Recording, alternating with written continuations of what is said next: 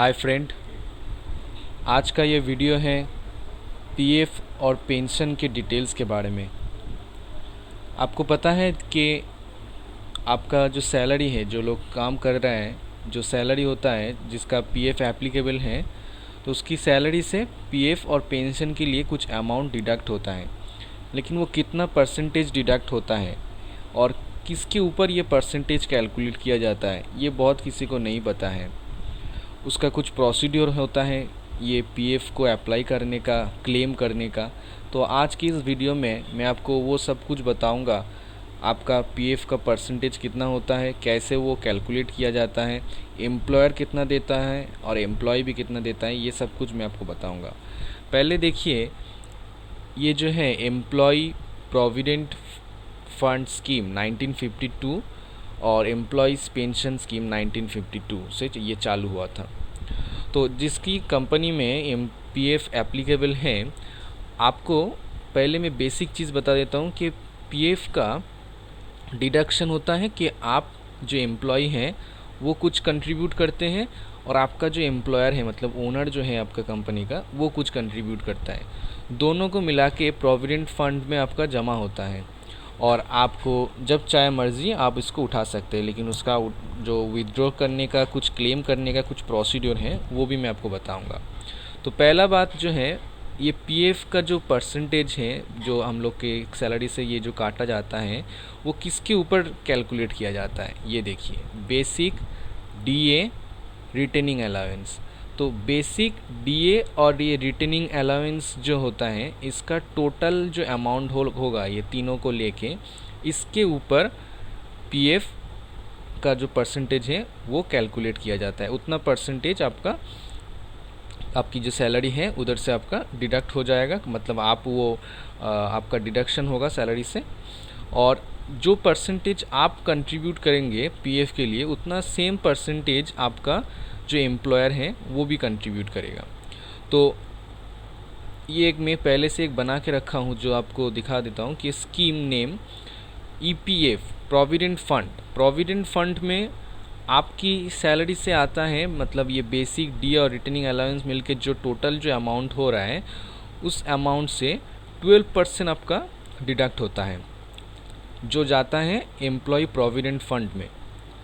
उसी फंड में आपका जो एम्प्लॉयर है वो देता है 3.67%, मतलब आप दे रहे हैं 12% और एम्प्लॉयर दे रहा है 3.67%।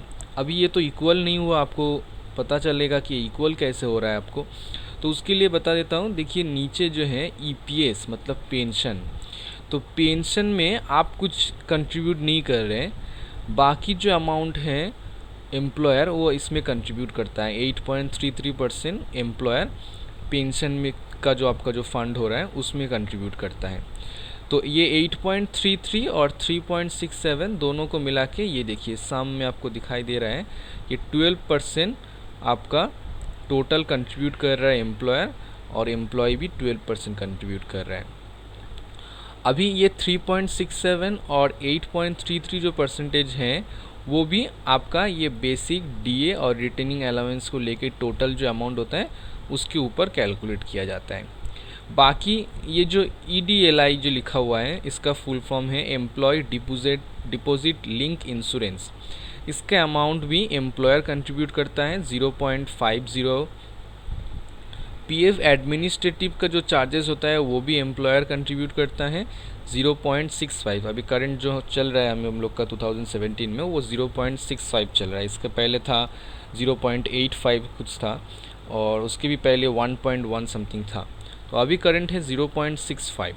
तो ये हो गया आपका परसेंटेज, कितना परसेंटेज एम्प्लॉयर कंट्रीब्यूट करता है और कितना परसेंटेज आप कंट्रीब्यूट, मतलब एम्प्लॉय कंट्रीब्यूट करता है। इसके बाद जो आपका डिटेल्स मैं आपको बताऊंगा, वो आपको पीएफ जो आप अप्लाई कर रहे हैं उसका पीएफ को आपका कैसे स्टार्ट होता है, उसके लिए क्या क्या प्रोसीड्यूर है, क्या फॉर्म फिलअप करना पड़ता है।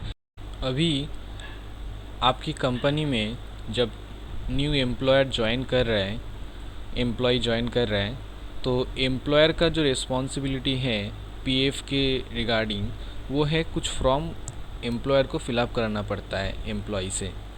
ये एम्प्लॉयर को भी पता होना चाहिए और अगर एम्प्लॉय हैं उसको भी पता होना चाहिए कि ये फॉर्म क्या क्या है। अगर आप किसी नया जॉब में लगे हैं, पेरोल के रिगार्डिंग आपको अगर काम करना पड़ता है तो ये सब आपको पता होना चाहिए। तो पहला जो फॉर्म आपको देना पड़ेगा वो होगा आपका फॉर्म 2 रिवाइज़। ये है आपका फॉर्म 2 रिवाइज़। ये आपको, मैं नेट से इसको ओपन किया हूँ, ये फॉर्म आपको मिल जाएगा। ये फॉर्म को फिलअप करना पड़ता है। मैं पहले ये जो प्रोसीड्यूर आपको दिखा रहा हूँ ये ऑफ़लाइन है, इसको ऑनलाइन भी किया जा सकता है। तो ऑफ़लाइन का जो प्रोसीड्यूर है वो मैं आपको एक एक करके दिखा रहा हूँ। तो फॉर्म 2A रिवाइज्ड पहले आपको फिलअप करना पड़ता है।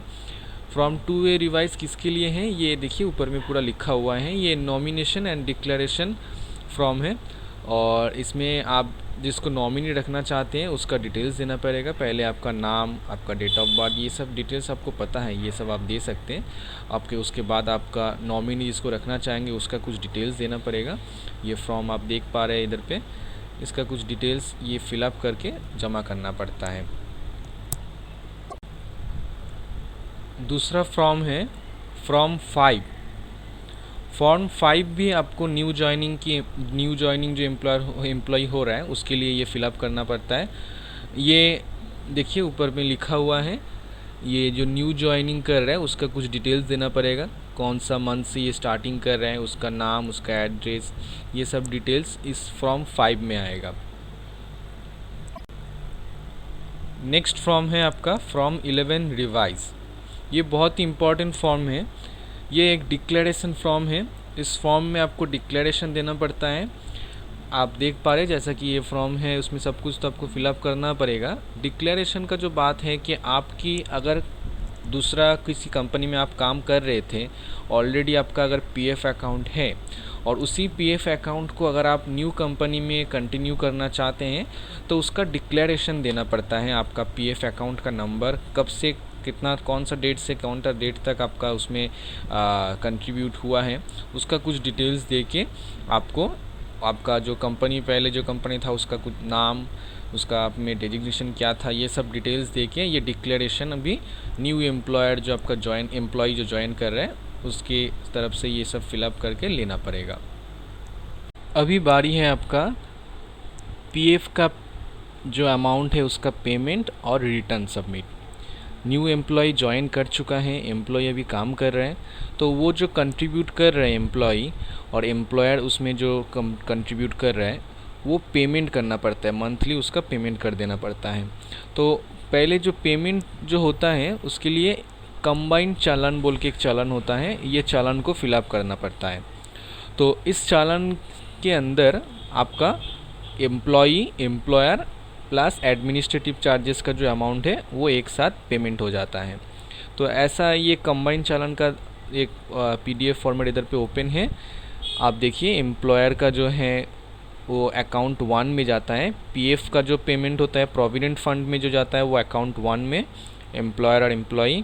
एडमिनिस्ट्रेटिव चार्जेस का जो जाता है वो जाता है अकाउंट 2 में, और आपका पेंशन का जो जाता है वो जाता है अकाउंट 10 में। ये फॉर्म फिलअप हो जाने के बाद जब आप कंपनी इसका पेमेंट कर देंगे, कंपनी जब इसका बैंक में जाके पेमेंट करेगा तो स्टेट बैंक से ये देखिए इसका एक जो पीडीएफ जो दिया हुआ है, जब पेमेंट कर देगा तो उसके बाद ऐसा एक उसका चालान जनरेट करके आपको देगा। ये एक चालान जो है, इस चालान के रिगार्डिंग अभी आपको रिटर्न सबमिट करना पड़ेगा। मतलब जो प्रोविडेंट फंड का जो अथॉरिटी है उसको रिटर्न सबमिट करके बताना पड़ेगा कि आपने कितना पेमेंट किस रिगार्डिंग किसके लिए किए हैं। तो 3 फॉर्म है इसके लिए। पहला वाला फॉर्म है आपका 12A। 12A फॉर्म में आपका मंथली आप कितना पेमेंट कर रहे हैं उसका डिटेल्स देना पड़ता है।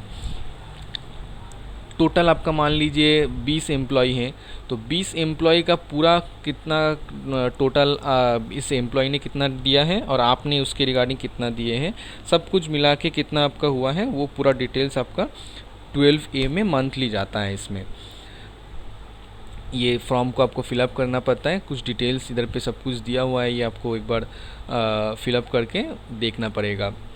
और नेक्स्ट फॉर्म जो आएगा वो होगा 6A। ये ईयरली होता है। ईयरली टोटल कितना कंट्रीब्यूट करता है हर एम्प्लॉय, उसका डिटेल्स दिया जाता है। एम्प्लॉय और एम्प्लॉयर दोनों को मिला के कितना कंट्रीब्यूट हो रहा है, मतलब टोटल कितना पैसा प्रोविडेंट फंड में जा रहा है ईयरली, उसका पूरा डिटेल्स जाता है 6A रिवाइज में। और लास्ट वाला जो फॉर्म है वो है 3A रिवाइज। ये पर एम्प्लॉय के लिए इंडिविजुअली एक एक करके फॉर्म फिलअप करना पड़ता है। ये भी ईयरली है। हर एक एम्प्लॉय, ईच एम्प्लॉय हर महीने पे जो जो पेमेंट कर रहा है उसका पूरा डिटेल्स लेके एक साल में कितना पेमेंट हो रहा है वो पूरा डिटेल्स देना पड़ता है। मंथ दे के कितना मंथ टोटल हुआ है, हर मंथ में कितना कितना करके पेमेंट किया है एम्प्लॉय ने, उसके रिगार्डिंग एम्प्लॉयर कितना दिया है, ये पूरा फिलअप करके ये रिटर्न सबमिट करना पड़ता है। एक हो गया आपका 3A, एक हो गया आपका 6A, ये भी ईयरली और मंथली देना पड़ता है। अभी लास्ट में जो फॉर्म आता है ये है अगर कोई एम्प्लॉय जॉब छोड़ दे रहा है उस टाइम में क्या क्या फॉर्म फिलअप करना पड़ेगा, और उसके साथ अगर 45 डेज़ के बाद जब एम्प्लॉय क्लेम करेगा विथड्रॉ करने के लिए पीएफ और पेंशन, उसके लिए क्या करना पड़ता है। पहले देखिए फॉर्म 10, जब कंपनी छोड़ दे रहा है एम्प्लॉय उसके लिए फॉर्म 10 फिलअप करना पड़ता है। ये है फॉर्म 10। इसमें कौन सा मंथ में एम्प्लॉय छोड़ा है और उसका कुछ डिटेल्स, कौन सा एम्प्लॉय छोड़ा है, ये लीव किया है, सैलरी जो है लास्ट जो सैलरी जो ड्रॉ मतलब मिला है उसको, उस मंथ का लास्ट का मंथ आएगा इधर पे, और उसका डेट, उसका अकाउंट नंबर, एम्प्लॉय का हर कुछ डिटेल्स इधर पे आएगा फॉर्म 10 में। और जब 45 डेज़ बाद वो क्लेम करेगा ये पीएफ की जो अमाउंट है उसको क्लेम करने के लिए फॉर्म 19 उसको फिलअप करना पड़ेगा। फॉर्म 19 फिलअप करके उसको एम्प्लॉयर को देना पड़ेगा, और उसके बाद ये पीएफ का जो अमाउंट है वो एम्प्लॉय को मिल जाएगा। ये फॉर्म 19 फिलअप करके देना पड़ता है पीएफ के अमाउंट के लिए। और फॉर्म 10C है पेंशन क्लेम के लिए। जब पेंशन क्लेम करेंगे उसके लिए फॉर्म 10C को फिलअप करना पड़ता है। ये है आपका फॉर्म 10C।